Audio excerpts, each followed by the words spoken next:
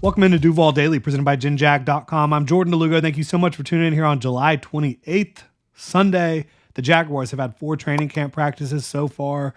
Today is their first day off since the start of training camp. So get a nice little reset rest day here, both for the players, coaches, fans, and media. Certainly it was a hot one out there yesterday. We're going to talk a little bit about the Jaguars offense and what's been going on at training camp. The Jaguars offense has struggled, no question about it. I think there's a lot of different factors here that are playing into this. And so we're just going to kind of take a look at what's been going on. Usually I do a recap after each practice. Was not able to do that yesterday. I had some other things I had to attend to. But we're going to take a look at what's been going on here at Jaguars training camp for the offense and the defense through the first 4 days. Still very early. I don't think it's any time to panic for anyone involved, whether it be fans, media, coaching, players. It's very early. But the Jaguars offense has struggled, so we're going to talk about it. Really appreciate y'all tuning in. If you've been enjoying the content, the training camp coverage, please like, subscribe, hit that notification bell. You can also check out genjag.com/shop, pick up some new Duval gear like the hat I'm wearing right now.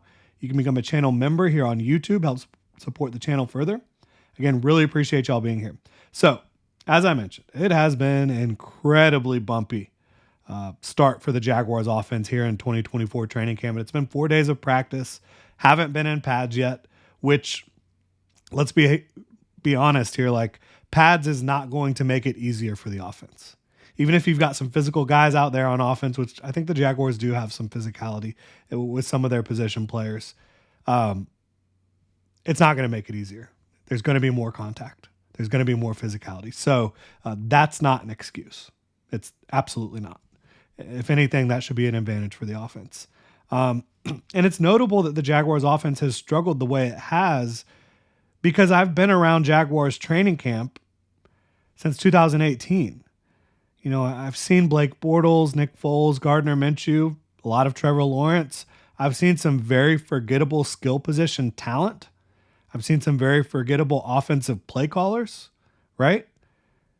I have not seen an offense struggle like this so consistently through a stretch of training camp, especially to start training camp before pads come on.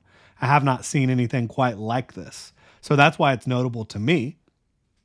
Again, I'm not trying to tell you to panic at all. We're going to kind of flesh this thing out here. But day 1 and day 2 of training camp, very heavy red zone days. The defense clearly won the first day. I think that the offense did have some highlight moments on the first day, but the defense clearly won. They made more plays. They forced 3 turnovers in the red zone, 3 interceptions. Day 2, it was pretty much all defense. On Thursday, the defense really dominated, again, in the red zone. Day 3, you saw less red zone work.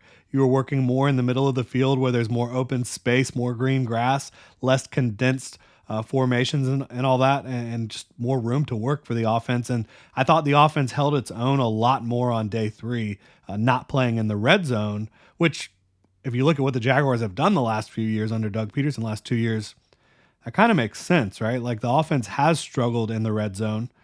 They haven't struggled moving the ball down the field. So that kind of tracks with what you've seen so far, just since Doug Peterson's been here. But the offense did hold its own on day 3. The defense still did some really nice things. No question about it. And then day 4 yesterday, again, not as much red zone work. You were kind of working several different situations. They were trying to get the offense on like a full drive type situation a couple times. Then there was also some like end of half, end of game type situations where they were trying to march the ball down the field quickly. I think this was the worst day from the offense. And I think the heat, the frustration, all of it just kind of boiled over, and it was a horrible day. Trevor Lawrence was clearly frustrated, threw 2 interceptions.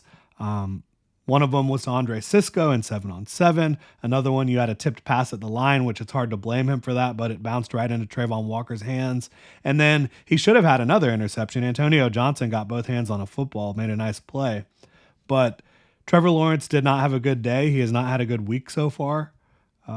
It's been frustrating for the entire offense. And I'm not just putting this on Trevor Lawrence at all. Every quarterback has struggled. The entire offense has struggled to an extent, outside of like a couple players.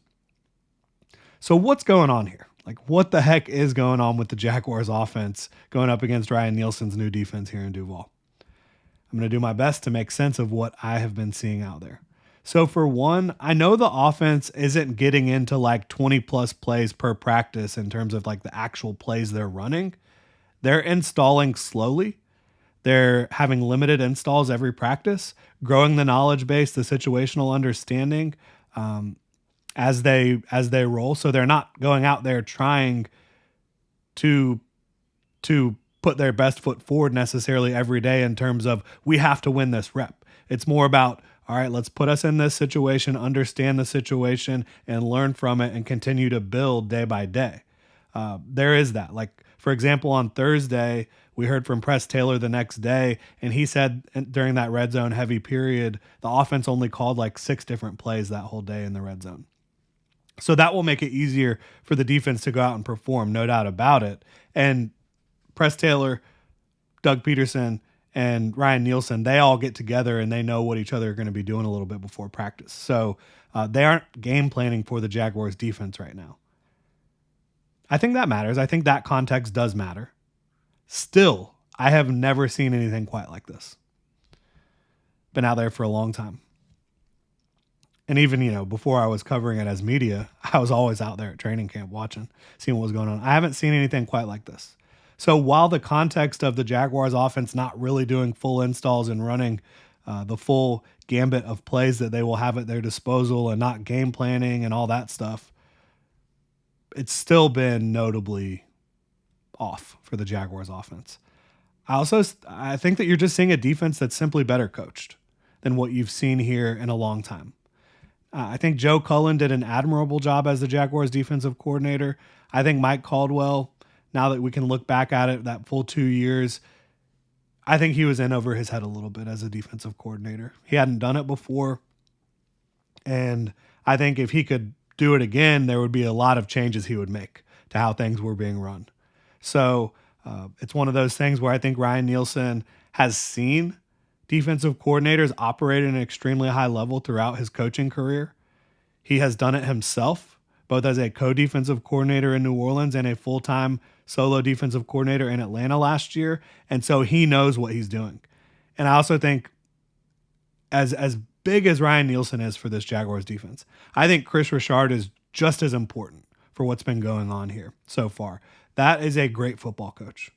Absolutely. Jaguars DB coach, secondary coach, and really, in my opinion, like if Ryan Nielsen is the head coach of the defense, Chris Richard is the assistant, right? He is his lieutenant, his right-hand man, right? So I really do believe that the Jaguars defense is being coached better. And that's not just those two guys. I think the coaching staff on defense is cohesive. They almost all have a lot of experience with each other and know each other very well. And I think that you're seeing that come to life out there, and you're seeing an offense that's not quite used to playing against a defense that's that well coordinated and coached. They're just not. They weren't that well coached under Mike Caldwell. Again, Joe Cullen, I thought he did a pretty good job. I don't think he had as much talent as you see now, as much experience as you see now. And then Todd Wash, I mean, he had some decent defenses, but that was a lot more about talent than scheme. I'll tell you that right now. So they're being better coached. I really see that. And I also think you're seeing the athleticism from the secondary, the speed on the back end. I've talked about it all year. Like, since we had, free agency and the draft, this defense, the secondary in particular, is so much more athletic than they were before. Darnell Savage is a big upgrade in the slot over Trey Herndon purely from an athleticism standpoint. And you've seen him be able to stick with some guys and make some plays, especially yesterday. Darnell Savage was in the hip pocket of every receiver he was covering.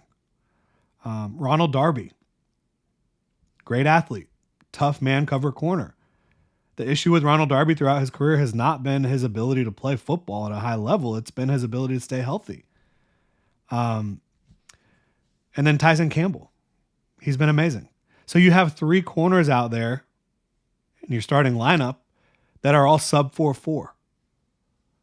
You have a really good safety room. Andre Cisco is an awesome athlete, a good football player, a ball hawk. Antonio Johnson is a much better athlete than anyone you've had at strong safety.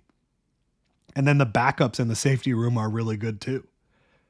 Devin Lloyd is playing better, more assertive, in my opinion. Foye Oluokun is playing as good as he's ever played. And the defensive front, even without Eric Armstead out there, who's still on the pup, still has a lot of talent. It really does. So I think you're seeing a combination of a very talented and athletic defense, especially the upgrades athleticism-wise to the secondary. And then you also got to include DeAndre Prince as an upgrade from a athleticism standpoint. This is another sub 4-4 corner. It's been jarring. It's been noticeable, how good and athletic this Jaguars secondary has played so far. And again, when you combine athleticism, speed, talent, and coaching, guys know where they're supposed to be when they're supposed to be there, and they're playing confident. This can be the results you see sometimes. You also haven't seen the chemistry between Brian Thomas Jr. and Trevor Lawrence yet. It's a thing where I think it's been a little tough of an adjustment getting into training camp for Brian Thomas Jr. His hands have not been very consistent. They haven't looked very confident. The one opportunity he had in a team portion of practice to really go up and make a play that he should make in the end zone was on the first day, I believe, first or second day.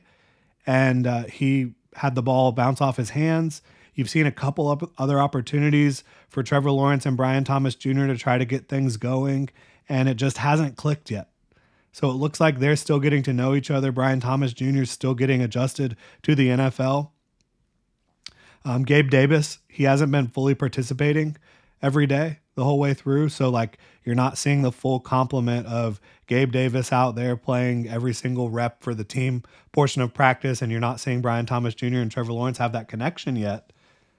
Christian Kirk and Evan Ingram have been mostly effective in the short to intermediate areas of the field. But I think you're also seeing a defense that's not scared to get beat over the top. And that's what you saw from defenses all last year. Can Brian Thomas Jr. become that football player in year one? How quickly can that happen? Can Gabe Davis make a difference in that regard? One point that Press Taylor made that I agreed with, Gabe Davis, when he is fully healthy and when he's out there 100% of the time, because I think he is fully healthy, but when he's out there 100% of the time and there's pads on, I think that's when you can see Gabe Davis really start to flourish and play his best ball, because he is one of those players that is going to be bigger and stronger and more physical than the players he's going up against, right? He's an outside wide receiver that weighs over 220 pounds. Cornerbacks, they just don't see that every day, right? And for his size, he is a very good athlete. So again, Kirk and Ingram have been mostly effective in the short to intermediate areas of the field. I think ETN has been an effective receiver out of the backfield, again, mostly underneath. Tank Bigsby has looked really good running the football so far, in my opinion. Hasn't really dropped anything. You've seen some other guys stand out offensively. I think the tight ends have done a good job overall. Devin Duvernay has been fantastic. He's made big plays every single day. I think Joshua Cephas has made some nice big plays, had a huge touchdown grab down the field yesterday. I think that you've seen Denzel Mims make plays most of the days out there during the team portion of practice. So he's been standing out as well. But overall, the consistency, the cohesion, the confidence seems to be lacking a little bit right now for the Jaguars offense. Could this offense use a true number one receiver while Brian Thomas Jr. finds his footing in the NFL? That's a question that is fair to ask. That's a question that I have been asking for months. Even after adding Brian Thomas Jr., that's exciting, right? But could you use somebody who knows how to get it done on the outside at a high level? Beyond Gabe Davis, who I think even the most optimistic people about Gabe Davis, which I am pretty optimistic about him, would say that he's like a decent number two receiver that just plays X. And most number one receivers, or a lot of number one receivers, play X. Gabe Davis plays X, but he's not a true number one, right? So could you use a true number one on the outside? Again, I think Christian Kirk, Evan Ingram, They can be targeted as much as a number one receiver would be targeted, but they're not number one receivers on the outside. They operate in a different area of the field.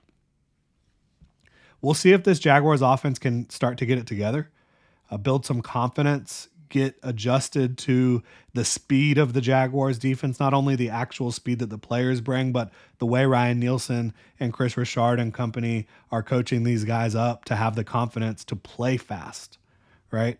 Can the offense start to catch up a little bit? And again, the offense has made plays every practice. Like to close out practice yesterday, the starting offense did drive the ball down the field and scored. Ernest Johnson got in the end zone. But it's been very lopsided in favor of the defense so far. And we will see, starting tomorrow, can the offense start to get it together? You will see pads come on this week. I don't think it'll be Monday, but early on in the week. And so we're going to see how this offense responds. Trevor Lawrence is getting paid a lot of money, and I think that he's going to earn it. I think he already has shown that he is the guy. Anybody questioning that, I think, is outside their mind a little bit, quite frankly, based on what we've seen him do on the football field the last couple of years when healthy, and the leadership, talent, all that stuff that he brings to this football team. But they've got to respond, and hopefully, optimistically, you're like, iron sharpens iron. If the Jaguars defense is playing this well, it's going to push the offense to get better. And they do need to get better than they have been. Obviously, there are some built-in excuses with the installs, the plays, the game planning, all that, but they need to get better. They need to perform better than they have. We'll see if they can start to take steps in the right direction here on Monday. Really appreciate y'all tuning in. Let me know what you think in the comment section below. If you enjoy the content, please like, subscribe, hit that notification bell. You can also check out genjag.com/shop, pick up some new Duval gear, become a channel member here on YouTube. Y'all have a good one.